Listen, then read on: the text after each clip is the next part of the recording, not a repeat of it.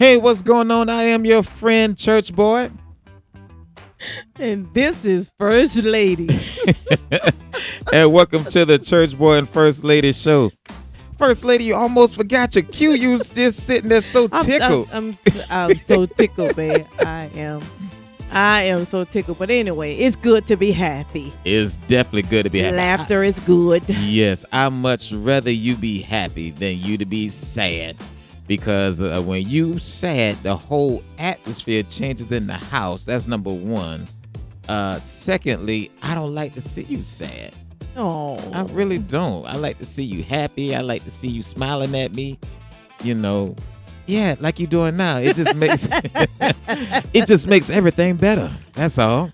But so glad you're having a great day. Did you have a great weekend? I am week? so glad. I had a good week, but I am so glad it is over. You're so glad it's over. I have worked 7 days straight. What? Including 2 12-hour shifts. Oh my goodness. In the middle of that. So I'm a little tired, but I'm so glad it has come to an end. I can definitely understand that. You know, that TGIF, thank God it's Friday. Yes. So glad it's Friday. And my week is just beginning. Continuing. But, you know. Yeah, he works a lot. It is what it is. Anyway, you know, you got to do what you got to do, you know, and I do it all because I love you. Well, thank you so much. You know I do really love you, right? I know. Okay. And I love you too. That's why I do so it. much. You know, I do it because I love you. Let me tell you something. I'm just going to go ahead and make this declaration. Any woman that lost out on me, I feel sorry for. I'm just saying. I'm just saying. Hey, now I may not be who's some of these people that people be googling over Brad Pitt and or Denzel. You know, I'm not Denzel. You know, I might be you know, his younger brother or first cousin. You know, but the point is, I'm good. You are my church boy.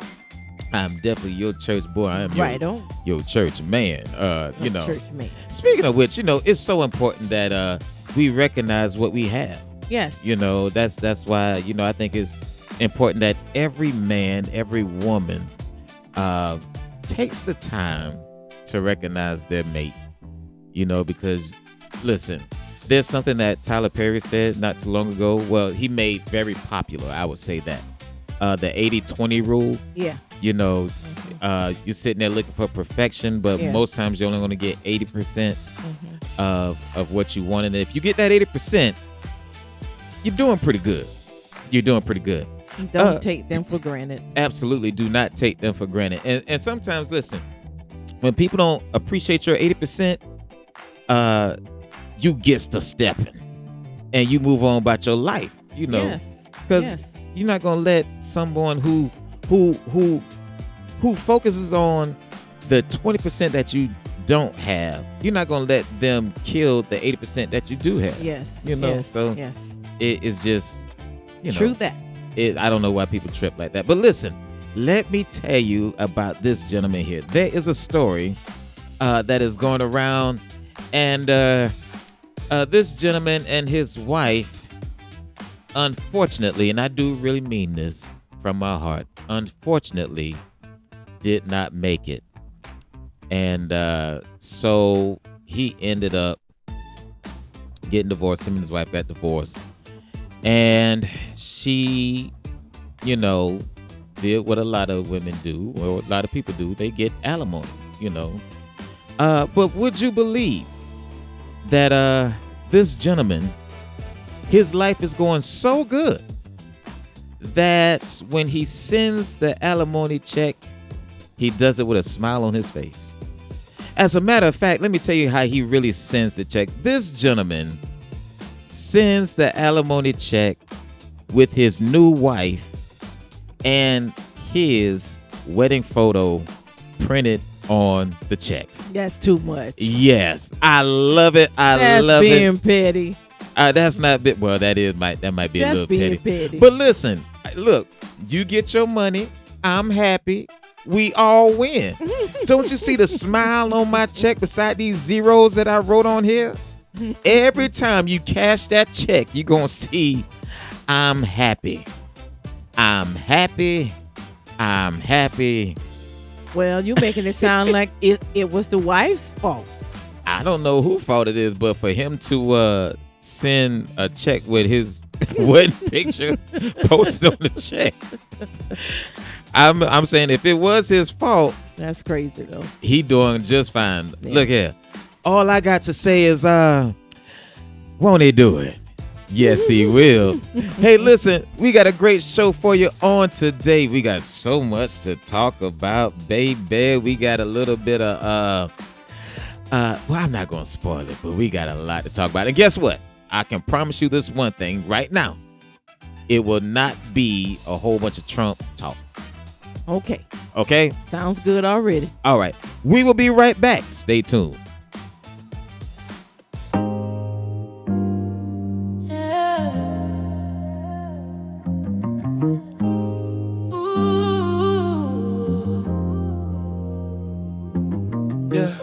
It's been raining for a minute. Storm's been hitting, but he never left. And I just heard the forecast change. Sunny days ahead, yeah. Got to weatherman, he changed my forecast. Told me all them dark clouds, they won't last. I feel the sunlight breaking through my path. It's a new day, yeah, the rain gonna last. Got to weatherman, he fixed my sky. He turned my tears to joy, made my spirit fly. Every storm I faced, I survived. Now walking in favor, clear blue sky. Used to wake up heavy, couldn't find my peace. Thunder in my mind, man, I couldn't get sleep. Tried to smile through pain, but the hurt ran deep. Till I learned he the one who controls the sea. Now I don't fear no lightning flash. He got power to calm every crash. When it pours, I just dance in his grace. Cause every storm ends when I seek his face. He said, hold on, son, I'm shifting your sky. I saw the clouds fade while I started to cry. Cause every drop of rain was watering my faith. Now the sun's out and I'm walking in his grave. God the weatherman, he changed my forecast. Told me all them dark clouds, they won't last. I feel the sunlight breaking through my past. It's a new day, yeah, the rain gonna last. God the weatherman, he fixed my sky. He turned my tears to joy, made my spirit fly. Every storm I face, I survive. Now I'm walking in favor, clear blue sky. Yeah, hey, storms don't mean stopping, they mean growing. Faith in a drought, yeah, seeds still sowing. I seen hurricanes try to wreck my plan, but he rerouted my path. That's God the weatherman. Forecast saying blessings coming fast. No more pain, no more looking back. Joy in the morning, peace in my hand. Ain't no storm big enough to change his plan. I see sunlight breaking through, yeah. He made all things new, new, new, new. Storm over rainbow view, yeah.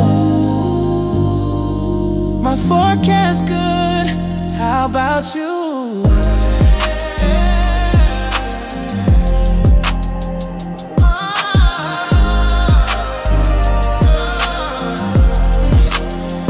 Got the weatherman, he changed my forecast. Told me all them dark clouds, they won't last. I feel the sunlight breaking through my past. It's a new day, yeah, the rain gonna last. Got a weatherman, he fixed my sky. He turned my tears to joy, made my spirit fly. Fly my face, I survived. Now I'm walking in favor, clear blue skies. So if you're still in your storm, don't trip, the sun's still shining. Cause when he speaks, the weather has to change. Ladies and gentlemen, the Alpha and Omega, Mr. Peace be still, the capital T, the weatherman.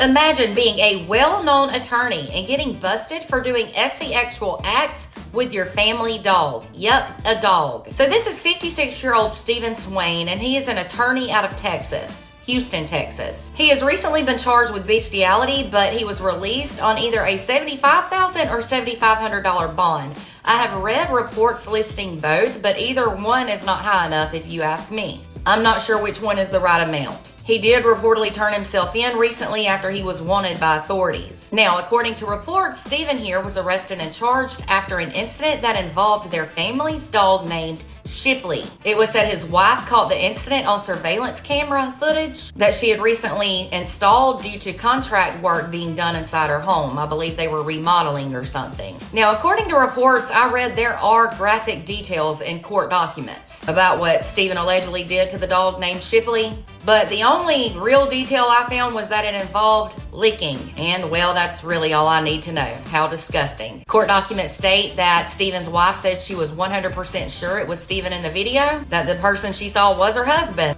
and that she was positive it was the family dog named Shipley in the video as well. Reportedly, Stephen is due in court tomorrow on Tuesday, May 26th. And can you imagine the pure embarrassment he's gonna feel, especially being a local attorney, but I don't feel sorry for him. His poor wife is all I can say, bless her heart. For more true crime, be sure to follow and subscribe. Yes, ladies and gentlemen, you heard right. This lawyer was caught having sex with the family dog. I don't know how else to say it. There's no polite way to say this. So Stephen Tyler Swain, a Houston attorney, was charged with felony bestiality after allegedly having inappropriate sexual conduct with their family dog named Shipley. He was clapping the dog's cheeks. Yes.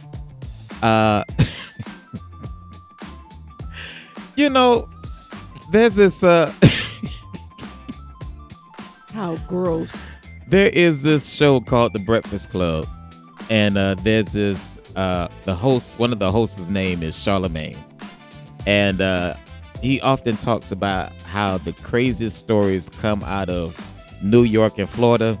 I think we're gonna have to start adding Texas to the list, because there has been a lot of stories recently coming out of Texas. And the thing about it is, it's not even regular folk, what people will consider regular folk, but it's the politicians, it's the police officers, it's the lawyers that we're just seeing another side. That one that we put so much trust in. Yes. The ones that voted, well, never mind. You dirty dog. It's a doggone shame how you did that, dog. Oh, Lord. Oh, my God. First Lady, your thoughts, any thoughts on that? That is so sad. Is very sad. The family dog. The family dog. He was family for real. Family. You have a family. That means you have a wife or, right. or some. And see, it was the wife that caught it on video. She was trying to, she did the surveillance to, make sure the contractors that were doing their home didn't steal or anything like that. And instead, she was introduced to, yeah.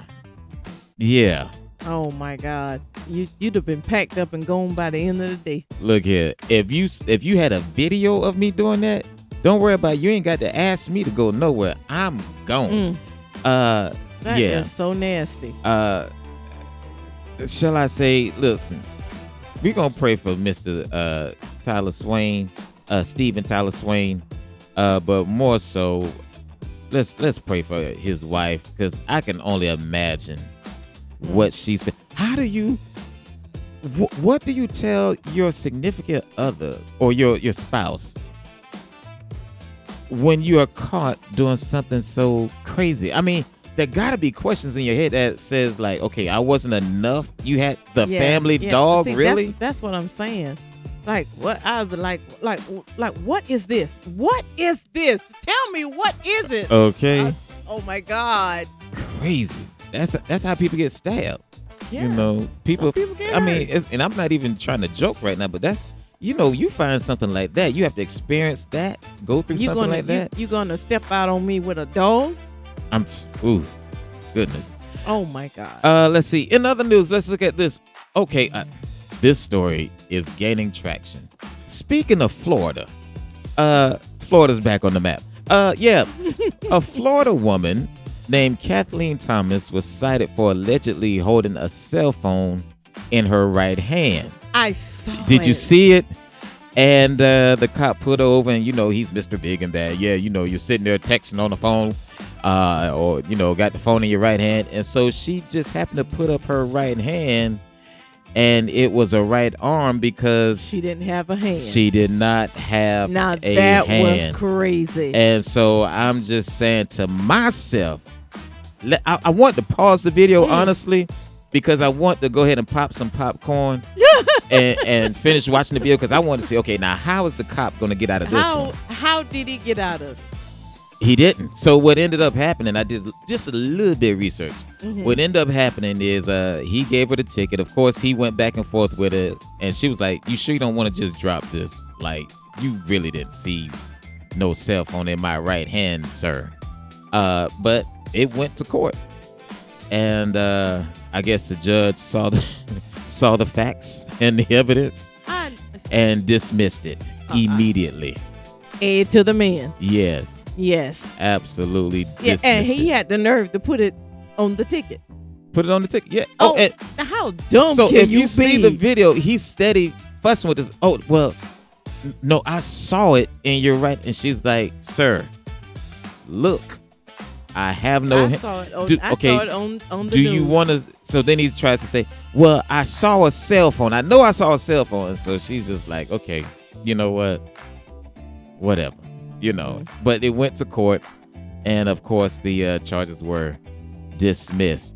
First Lady, we were talking about the controversy, the big $1.7 billion controversy, where Trump was asking for like a deal because of his taxes being leaked. He wanted to set up a $1.7 billion fund to help anybody who felt wronged by the Biden administration, including the people who participated in the insurrection of January 6, 2020. Don't I sound professional right now? And so, because I am professional. Right. And so, so he got that established. And there has been a lot of talk about people actually pursuing this, taking part of it. And some of the people who will be allowed to tap into these taxpayer funds. One of those people was the Proud Boys. And I think I spoke on last week about the leader came out and said he's not going to ask for too much, just $2 to $5 million. That's all. Well, future presidential candidate Gavin Newsom of California has came up with a remedy. His remedy is, okay, you want to do that? Cool. Anybody that receives funds out of this this what do they call it? The anti-weapon fund, whatever they call it. They gave it a nice little name for it. But anybody that receives funds from this will be taxed 100%. Yes, 100%. You want to get slush fund money, Trump's money, you will be charged 100%. And last I looked, there are other cities picking up that same thing. I think it's somebody in New York. I think New York is picking that up as well. If you receive funds from this $1.7 billion slush fund, is what I call it, you will be charged or taxed 100% state taxes. Yes. That's good. Yeah, and I was getting ready to say, and I have no problem with it. Right. At all. The very fact, be getting it anyway. Absolutely. The very fact that we're having to deal with this, or he is allowed to even do this, is a travesty. Particularly when you look at the people who are benefiting from this, as far as the Proud Boys, people who hate minorities. Why in the world are you getting access to taxes I pay? Right. don't get me started. That's a whole nother Criminals getting a pat on the topic. back. Hey, this criminal empire they got going Right. That's is what it is. is amazing. That's It's right. absolutely amazing. Being led by a criminal. Yep, absolutely. Also, let me give you a name. Let me ask you about this name. Have you ever heard the name Adam Hoffman? No, not. Are you to my not familiar knowledge. with that name? Okay, Adam Hoffman is a Texas attorney. I tell you, boy, it's going down in Texas.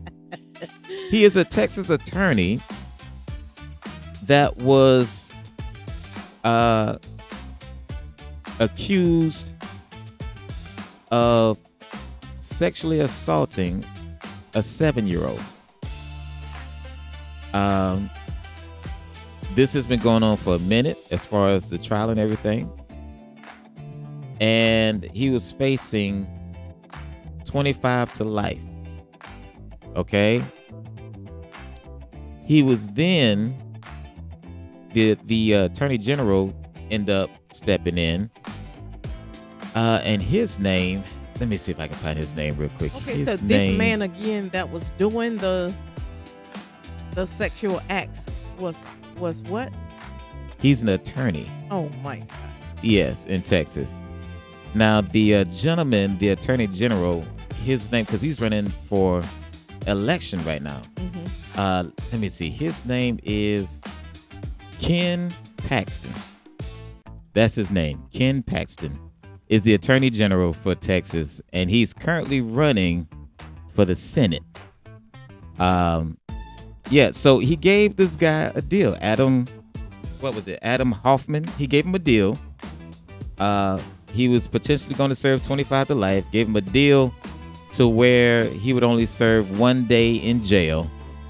And here's the thing. If he pleaded, if he took the plea deal, he would not have to register as a sex offender. Now, where they do this at, you go from 25 to life to 1 day in jail, and you don't have to register as a sex offender. And he did not do it one time. He did it many times. Many times. So that gives him the right to a 7-year-old boy. out. That gives him the right to go out there and continuously. So wait a minute. The story gets better. So the judge saw the deal and decided that deal wasn't good enough. So Adam Hoffman ended up getting, I believe, 60 days, which is still nothing. Absolutely. And then they don't talk about the sex offender registry. So apparently he still didn't have to register as a sex offender. So you go from 25 to life to 60 days. To 60 days. Really, it was 1 day, but one judge said, "Now, wait a minute. I mean, I know we corrupt, but we can't be that corrupt." You go to 60 days, don't have to register as a sex offender after being accused of sexual assault. Just because you plead guilty. Because you plead guilty. This is Ken Paxton, who's running for the Senate, and he is a friend of you-know-who, Mr. Trump. It's crazy. Now, you let people do what they want to do. It is crazy. And get off until it hits your house. It is crazy. But then you have a story that, a guy had to really use the bathroom. He pulled out his junk, not realizing he was in a school zone, peed on the side of the road, and he has to register as a sex offender. Mm-hmm. But this guy who is being accused of something so heinous, and for all intents and purposes, it looked like it was true. It looked like they had enough evidence to, convict. What about the trauma that little boy went through? They don't care. They do not care. It's unbelievable. Absolutely unbelievable. It's like you don't have a heart, a brain, or nothing.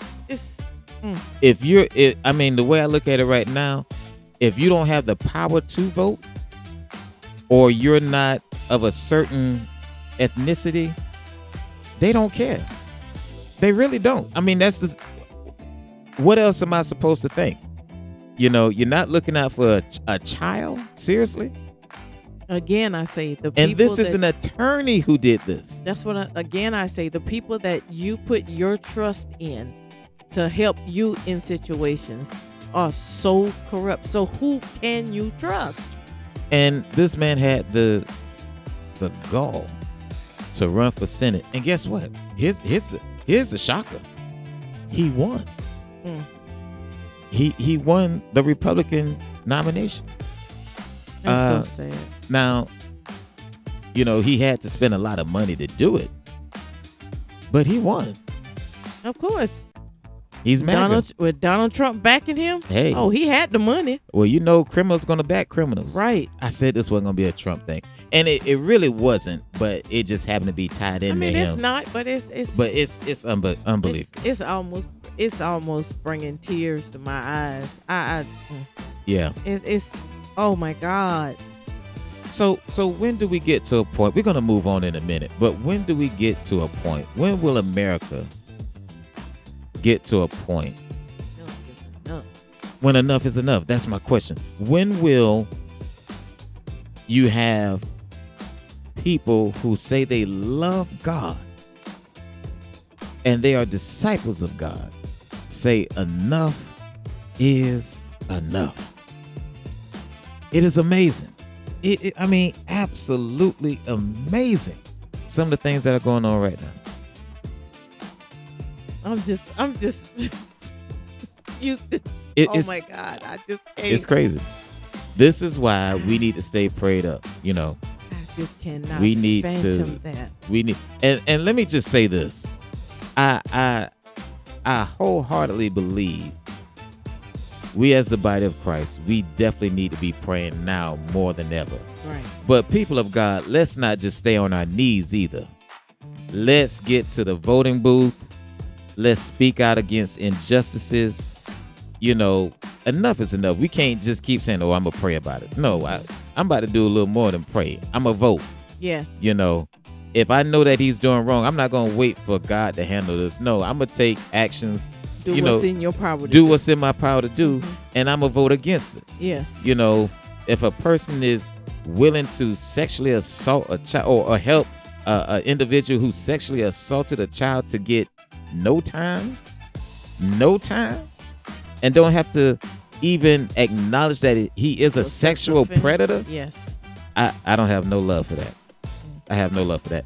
Hey, listen, this is the Church Boi and First Lady show. We'll be right back.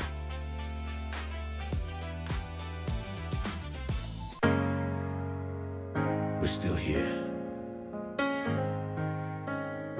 Through the fire, through the storm. The remnant remains. When the world gave up, we kept believing. Through the pain and loss, still we kept on breathing. Every tear, every prayer, they were sowing seeds. Now the harvest comes, Lord, you meet our needs. They try to break us, but we survive. Grace on our shoulders, we're still alive. Called by your mercy, chosen by name. We rise together, lifting up your flame. We are the remnant, rising in your light. Chosen in the darkness, shining through the night.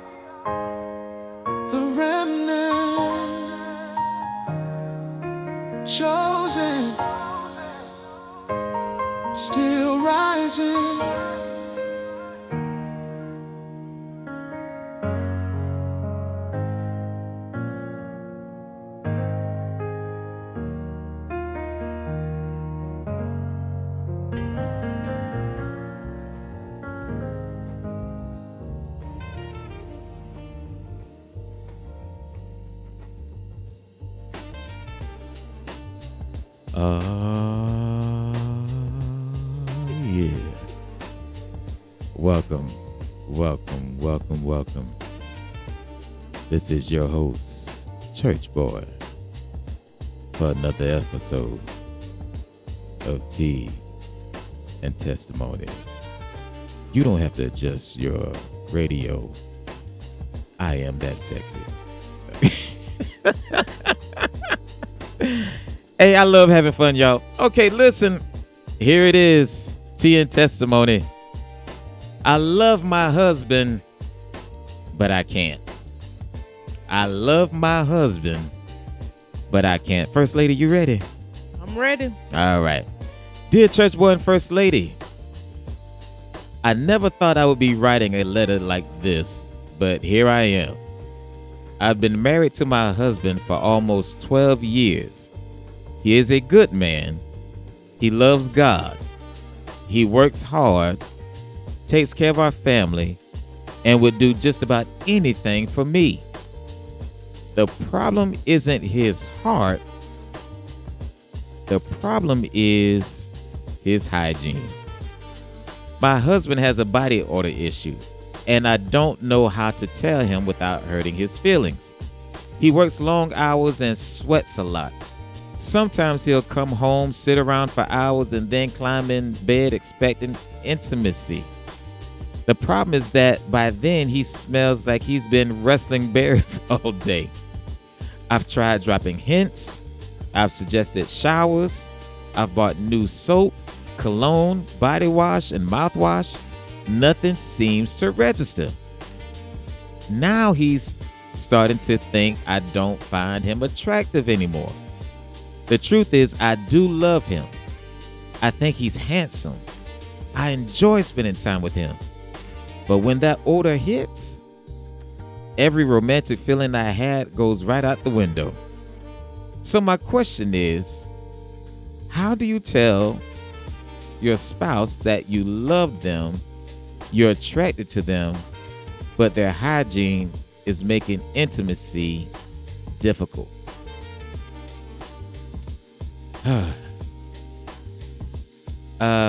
First Lady. I was looking, I thought it was some more. No, that's 12 years. 12 years. And you never told the man. Hey, well, maybe it just got worse the last could have. year or so. I don't know. I don't know. You love him. He loves God. Y'all have a good marriage. I would just tell him, babe, I don't mean any harm. I love you. And, I'm still attracted to you. I'm still in love with you. But, babe, you got to do something with your hygiene. But she says, listen, I don't want to hurt his feelings. But so she's trying to. But you can't.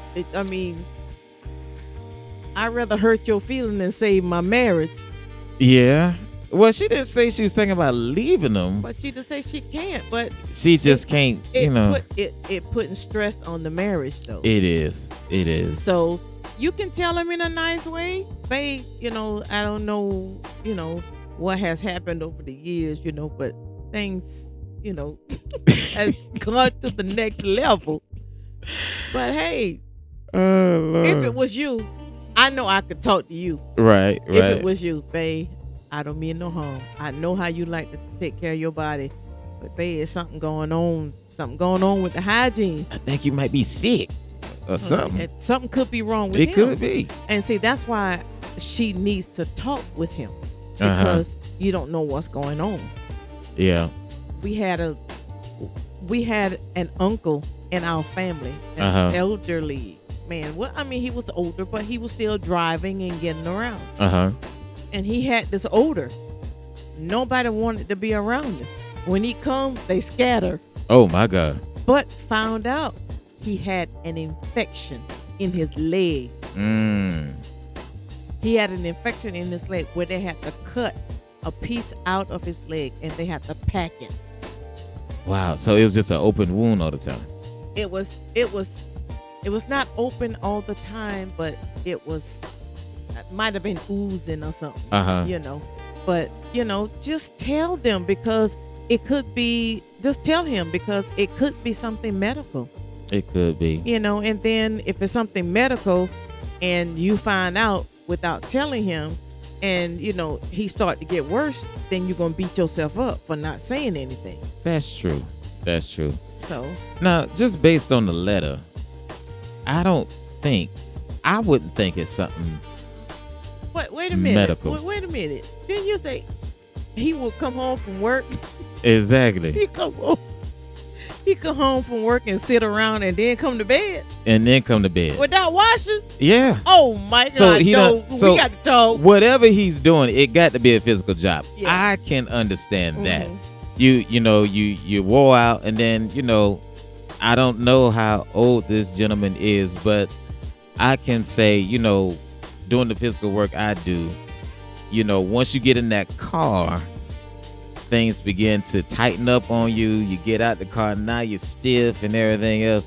But I ain't never been so stiff But that sweat start to to where I can't get in. that sweat starts to dry on you. Exactly. And when it dries on you, that scent just Yeah. start to dry on you too. Yeah, and so now you done got so comfortable that you done, or you're so tired, now you just want to lay down in the bed and you say, I'll watch tomorrow. Then Oh, you no. wake up tired and then you say, well, I'll No. watch when I get home. When you doing all And that then now sweat, you smell stale. When you get to that point, I'm telling you now, if you ever get to that point where you are on your job, and I know you sweat a lot, Uh-huh. but if you ever that tired, please let me know. I will wash you myself. Okay, and so I was going to get to that. So listen, I know you don't want to hurt his feelings, but as First Lady said, my wife said, you're going to need to tell him, because Let's take you a shower. Exactly. You don't want to hurt his feelings, but you're going to hurt his heart if you leave. Yeah. And so you need to tell him, or you could do this. Like my wife was just reliving her teenage years just now. Let's take a shower together.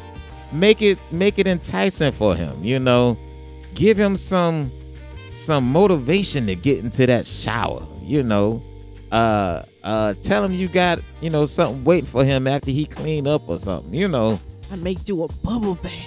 Yeah, just make it a romantic night every night. Whatever you got to do to get some soap on that boy. That's what you need to do. But listen, I don't know. So, just thinking about the letter now, it sounds like he finds you very attractive. Mm-hmm. It sounds like he wants to be under you all the time. He Wants really to loves her. wants to be intimate with you all the time. Hey, start, making some restrictions. Start making some restrictions. Just make it enticing. Yeah, we're gonna start this off in the shower. We'll start in the bath together or something like that. Tell him, okay, babe, as soon as you get out the shower, I got a surprise for you. Hey, if he likes to enjoy intimacy like that, Mm-hmm. that may be your ticket to get him to. At the door. Start undressing him. Baby, I got your bath water ready. I got your robe laid out. I got your cologne. I got our favorite dinner. I got this, Absolutely. Because nobody want to be with somebody that stank. No, sir. Yeah, I'm telling you, it's not It's good. hard to be intimate when somebody is stank.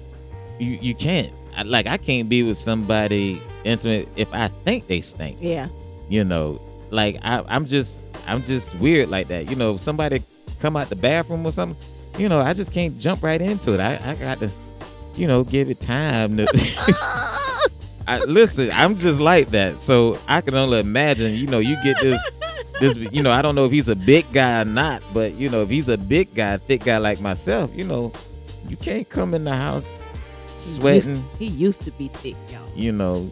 You got you wet all under your stuff, because big men got chest too. Moving right along. Anyway, that's my suggestion. Just let him know. You can just be brutally honest with him and save your marriage, Mm-hmm. or You could save it another way by giving him motivation to get in the shower. Yes. Stop dropping all these hints. Stop dropping the soap hint and get some water. Yeah. Help him out, you know. And if you're real dirty and sweaty and stuff, you shouldn't just come home and get on the couch or the bed. I was going to say, babe, can you imagine what them sheets look like? Whew. Them sheets turn black. Anyway. Next episode. We'll be praying for you, sweetie. All right, listen. Just tell the man he loves you. We got so much more to come. Y'all stay tuned. Church Boy and First Lady. Hey, what's going on? This is your friend Church Boy, and I want to give you this special invitation. Now, I come on every week, almost every week, talking about the Lord, talking about what he can do, talking about how great he is, and just what he really means to me in my life. You know, I like to have fun. I like to laugh. Oftentimes we give testimony, good news, things of that nature. But I don't never give an invitation. So let me just take this time to give you a formal invitation. First of all, let me just say this.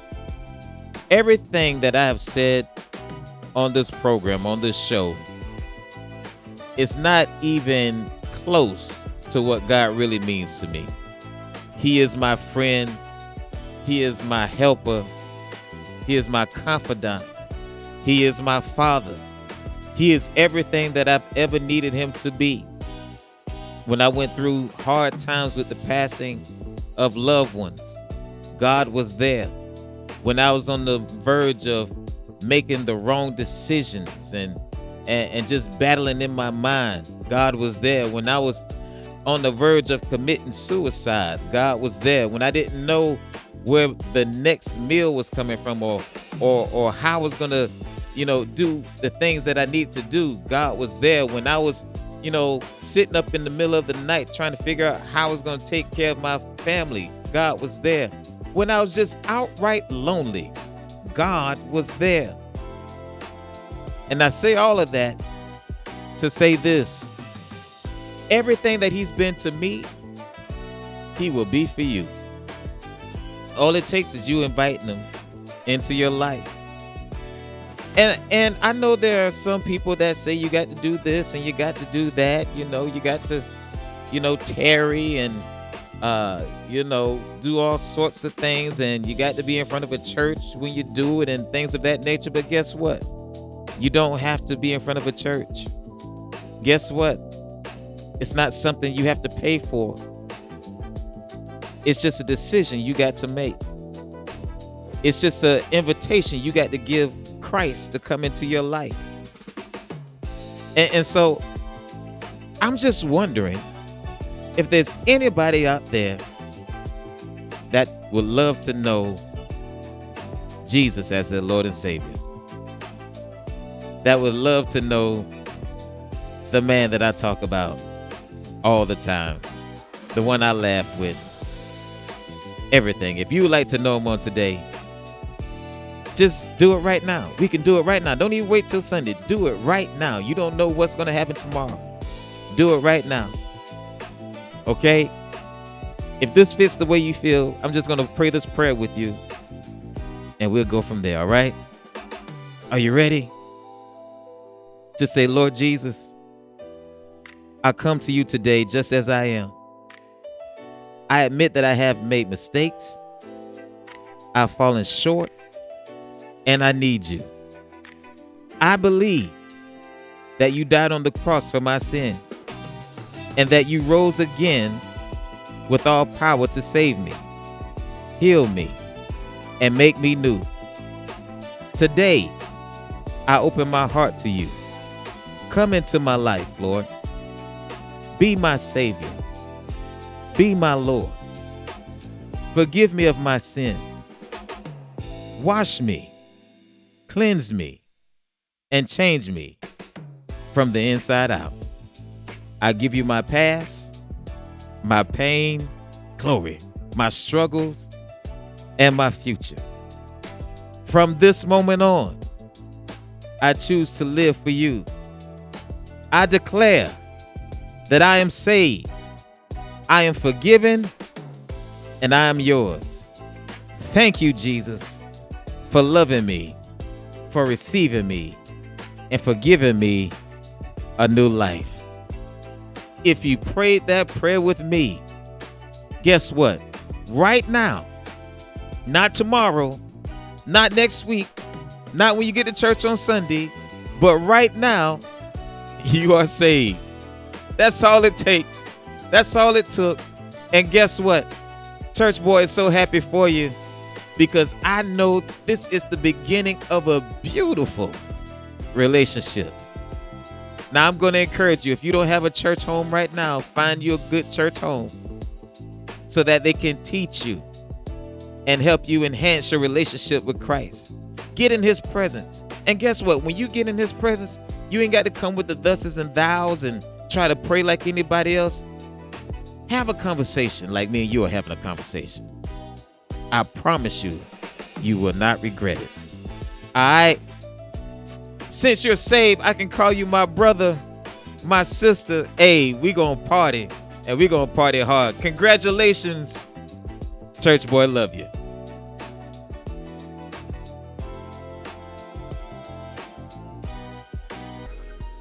All right, we are back. First Lady. Yes, sir. How has everything been going this episode? What are you thinking about this episode right about now? I need to get a belt and I need to beat some tails. That's how we used to say back in the day, y'all, beat some tails. Yeah. I need a belt. Some people need a whipping. It makes you want to whoop some people, seriously. Yes. Some of the foolishness that's going on. Yes, but it's the truth. And like Church Boy always said, we try to give you information that is necessary. You need to be informed about what is going on. It's not so much that we are Trump haters or anything like that, but we need to be informed. We need to know how to pray and what to pray for. What to pray for. Absolutely. Mm-hmm. Absolutely. And again, if it was, Democrat, Obama's presidency, it don't matter. It don't matter. Foolishness. Wrong is wrong. Yeah, wrong is wrong. Right is right and wrong is wrong, which is crazy. First Lady, I wanted to get into our main topic on today. Okay. And I saw this and it really had me thinking. And so here it is. So for many of us, I speak for me. Mm-hmm. I was raised in church. When I say I was raised in church, I was raised in church. Okay? I was too, but not like you. Yeah, it was, it was. We was in a different denomination. We was in a different kind of service. We didn't go to church 2 and 3 times a day, and we didn't stay in church all night. Oh yeah, we stayed in there all day. I was raised AME. AME? Hey, I love AME, boy. No, I do love them because, you go to church at 9, you get out at 9:30, I know that's why you were saying that. Anyway, so listen, but I was raised in church. And so as a result, the fruit that has been shown from all the seeds sown concerning my life, it's pretty good. Mm-hmm. Not that I've done everything perfect, but I never lost that relationship with God. If there was anything I could say that was established in my upbringing, it was having a relationship with God. And it has truly carried me in some really hard times in my life. And so what I want to talk about today is what do you do as a parent when you've done all the right things, what you would consider the right things? You introduce your children to God, you raise them in church, they know church and should know God, but it seems like all the seeds that you have sown may not have fallen on the best of ground. And so you spent your life raising your kids doing right, and they don't have a love for God that you think they should have. Is there something that you did wrong, or how should you feel about the situation? Just a lot of questions when it comes to that. First of all, let's do it like this.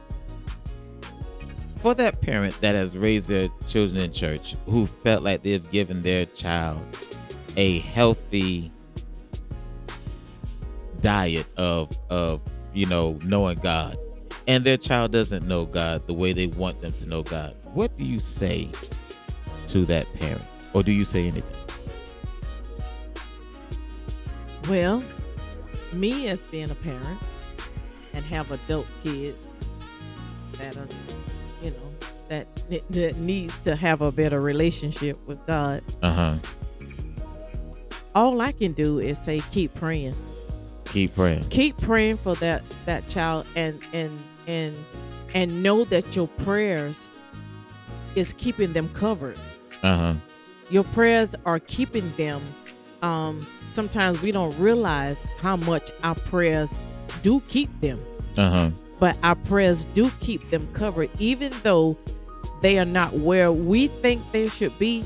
But they have to learn to know God for themselves the same way we had to learn to know God. Right. And don't think that you that the seeds that you planted was in vain, because some trees take a little longer to grow than others. You better say that. Some trees take a little longer to grow than others. So you may not see a sprout in 10 years, and you might see a sprout in 10 years. And it seems to fade away, but that seed is still in there. It may not be growing at the rate that you think it should be growing, but it's still in there. Yeah. It's still in there. They don't forget, but because of life sometimes keep life in the way that it does. Right. Sometimes it draws, and sometimes when they get out there, they don't know how to come back. Right. And, but to that parent, don't give up. Because I never give up on mine. I might get aggravated. I might get mad. I might get upset.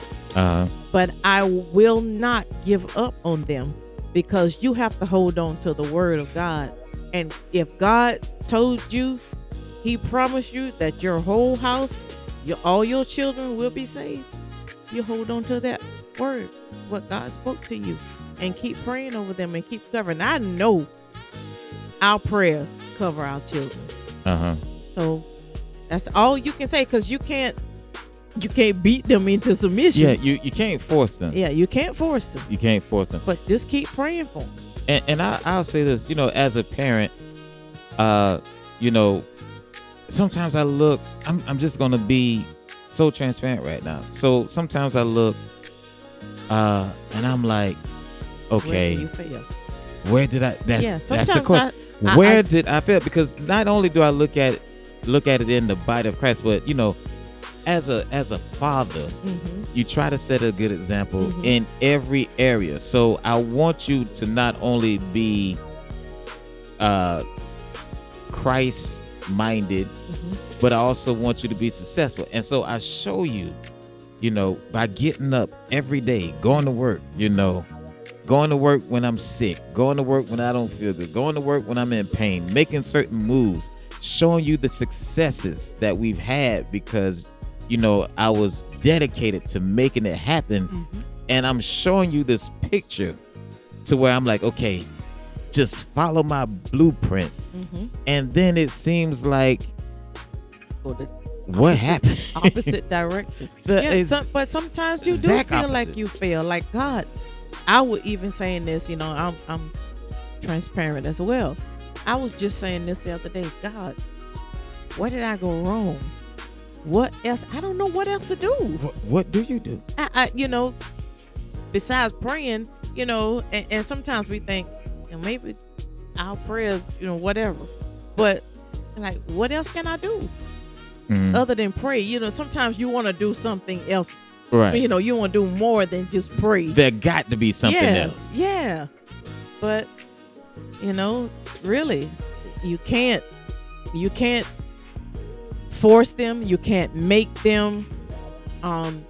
Only thing you can do is be there for them and keep giving them what God tells you to give them. Because, like ours, they come to you and they ask questions. But sometimes they don't want to follow the advice that you give them. Right. But you keep on giving it. Because maybe one day it'll stick. Yeah. Yeah. And, you'd be like, so a lot of times I'll ask them, you really want to know what I want to say? Daddy asked a question.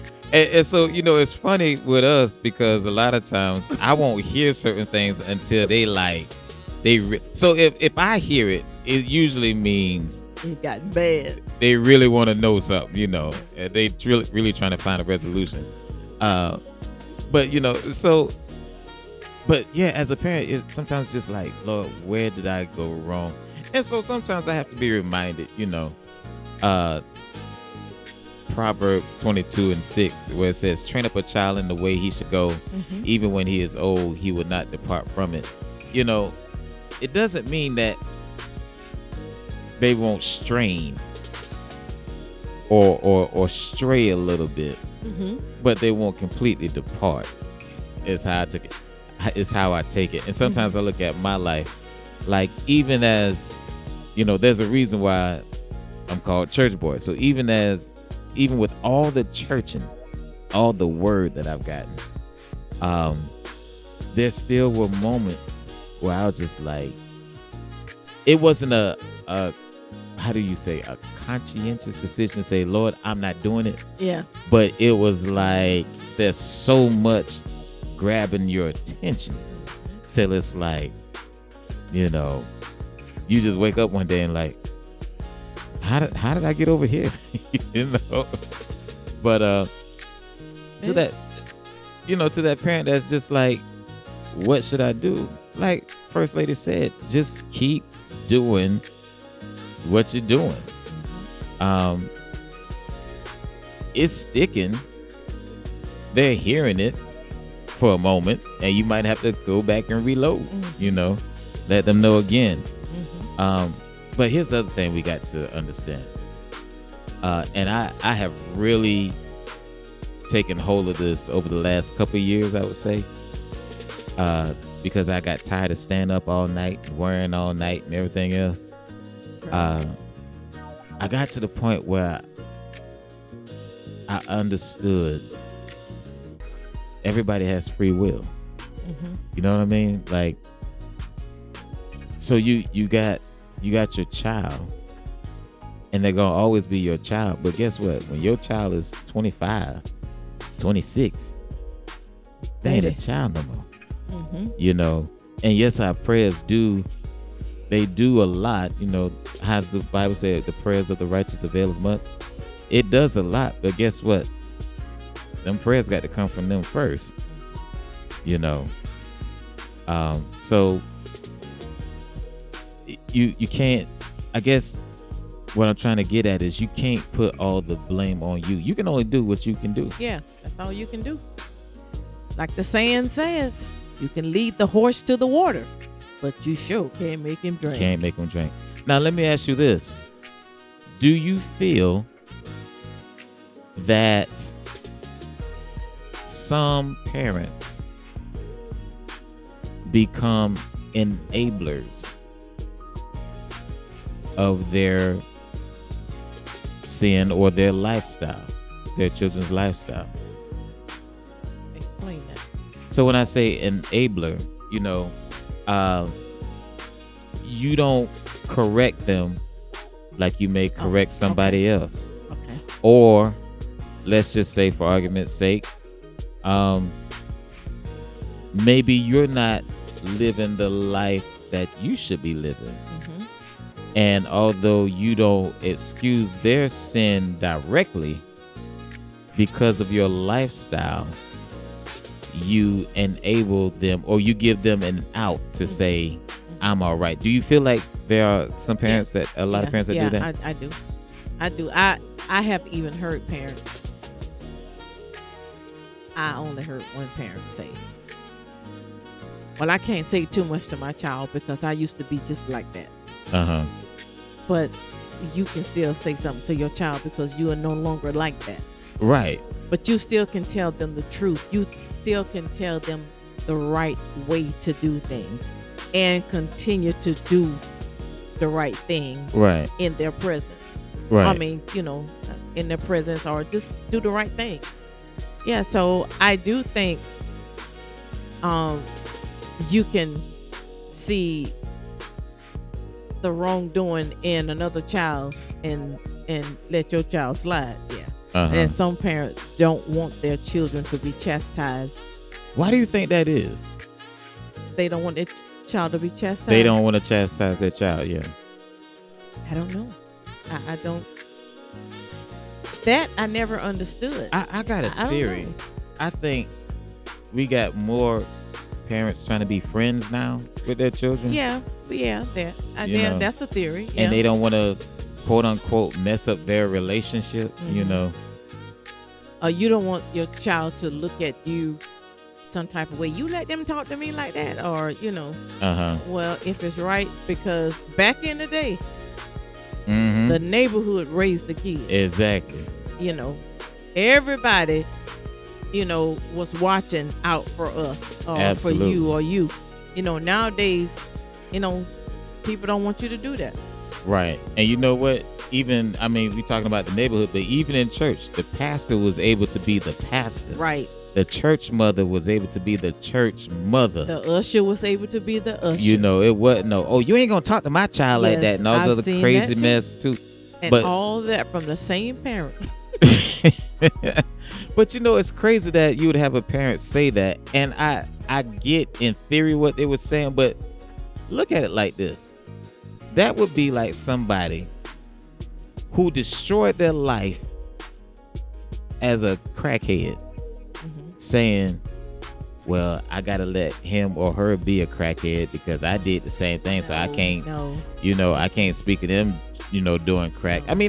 But that's basically what you're saying though. Yeah, it's the same vein of what you're saying. Yeah, but but sometimes the enemy comes in, and even when your child talks to you, sometimes the enemy will try to confuse you by what they're saying. But why this and why should I'm just speaking from example. Why should you pray? Who are you praying to? And nothing has happened. So what do you tell a child that's saying that? Okay, if you're saying what I should pray, I'm praying, but nothing happened. But what type of relationship do you have? Are you just asking for something? Right.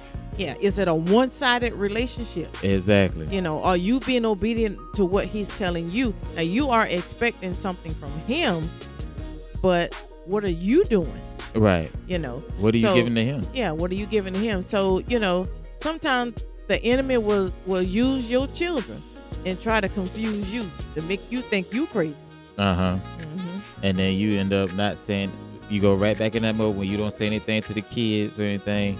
You don't really talk to them about God because what proof do you have that he's working on your behalf, And I think you bring up such a great point because, look, let's just be honest. You got a lot of people that blame God for their situation.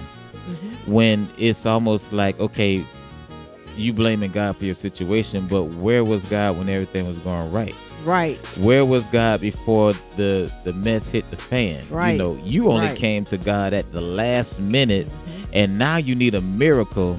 Yeah, right. But, I thought the Bible said the steps of a good man are ordered by the Lord. Right.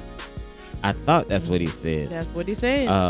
But, again, when you come to God at the last minute, what do you expect? It's like, sometimes, and I have no problem helping out our kids at all.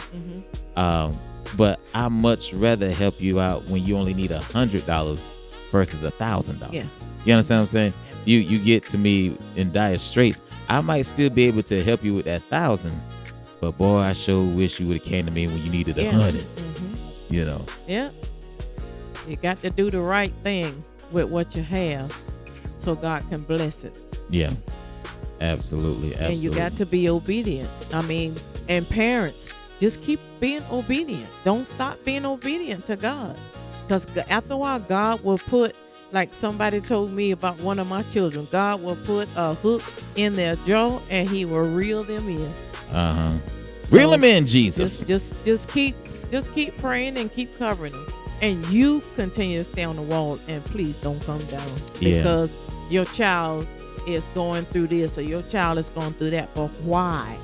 And you have to ask that question too. Why? Right. And again, it's different when you're talking about younger children versus older children. Yeah. Because at some point, you know, look, you should have learned by now. I tell ours sometimes, look, I can pray, but what you doing? Right. Are you praying? You know. What you doing? I mean, I can pray that God, you know, do some things in your life, but are you living a life that's pleasing to him? Right. You don't get no extra brownie points because I'm your daddy or that's your mama, you know.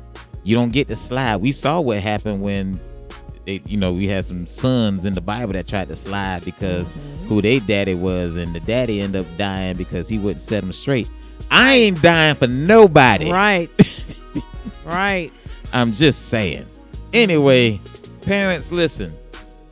The moral of the story is, do what you can do. Keep being the man or woman of God that you are called to be, that you've always been. And like First Lady said, just pray about it. Put them kids in God's hand and leave them there. Put them in God's hands. Do more praying than preaching. Because you done preached to them enough. If they ain't heard you by now, if they have not heard you preaching by now, they have to learn on their own. And if they have not seen you preaching enough, meaning your life living. Right. But yeah, turn it over to God. Hey, listen, I hope you enjoyed the talk on today. I did. This is Church Boi and First Lady. We'll be right back.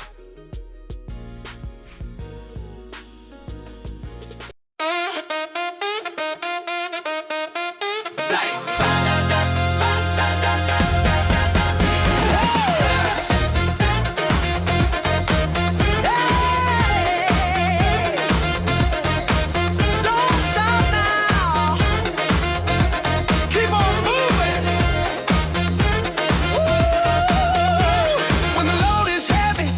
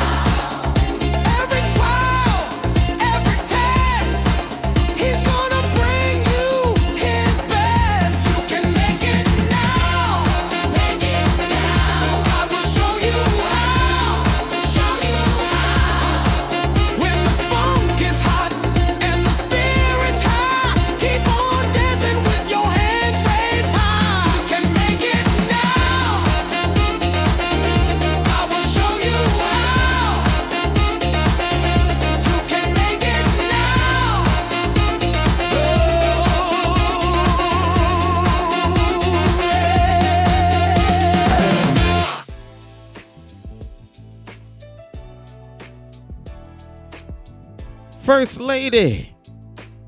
Yes, sir. Church boy. I think this has been a very interesting episode. Very interesting. A very interesting episode. I think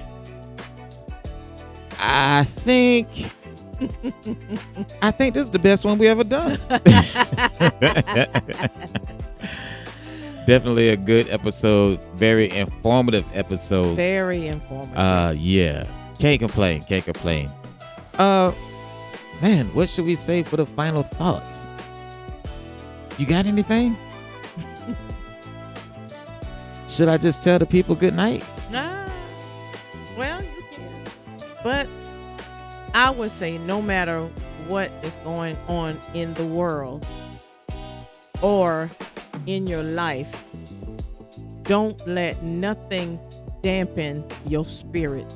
Don't let nothing dampen your walk. And don't let anything uproot the word of God that has been planted on the inside of you. Stand for God and he'll stand for you. So no matter what you may be seeing that's going on in the world, don't stop praying. Don't stop speaking the truth. Absolutely. Don't stop doing what you do, knowing that it's right. Don't come down off the wall. Stay on the wall and continue to sound your trumpet and sound it aloud. The prayers of the righteous availeth much. And if you are the righteous of God, your prayers are going higher than just the ceiling. I hear you. Girl, you so, ooh, that's why I married you. Listen, people of God, as First Lady said, don't stop doing what you're doing. We are in a war, whether you know it or not, and we cannot let the enemy win. Let me just say it like this. The enemy is not going to raise a white flag. Let me say that again. The enemy is not going to raise a white flag. And he won't. The enemy that we are fighting nowadays, you're going to have to defeat them. Right. And so, you know, the only way to defeat them is to stay faithful, be in the word of God, use the word of God, use your weapon. You got this weapon. How many of us are really putting it to use? We got to use our weapon.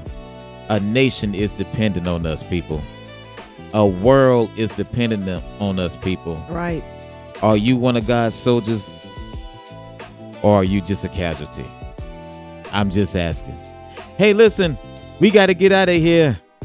For myself, for First Lady, thank you for joining us on today. Hope you got something out of it. As always, we will be right back to you next week. But until then, I'm not even going to do it this week. Y'all have a good night.